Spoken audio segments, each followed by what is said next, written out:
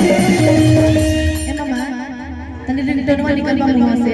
आए टिली वाला हां हां बढ़िया से बोलो ऐसे अरे हां ये बहुत अच्छा बात है भाई न जहरस जब पान सही है लाहकस कहान सही है अब गली से निकाल सही है उड़ा बस रुमान सही है तनी रुमान उड़ा के रखा दो कि पहाड़ डोले होइया डोले नदिया के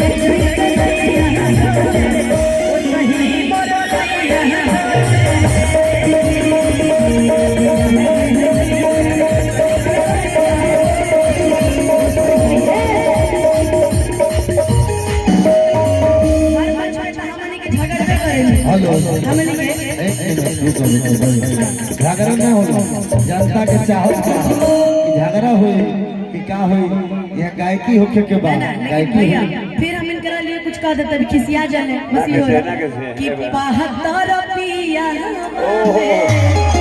आई हो दादा बहुते मजा बहुते मजा बना तारा से नहीं कन के जैसन तो सट्टी जाले बाजा आंख वाली बाजा सट जा चलना बउआ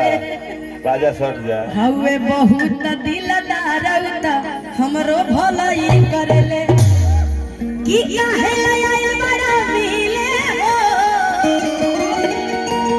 भीतर से मन हमलिए हो कि पकड़ाई दुख पड़े होई मोरी मैया जनता की चाहत बात तने टिली ली एक बार तू बोल दे ना बोल दे ते कोई दर्जन खेला खाता नहीं बोलो हेलो किशोर कलम के पूरा टीम की तरफ से चाहत बा अमरजीत भैया कप्तान बड़ा शानदार चौक पोखरी में फुटबॉल हो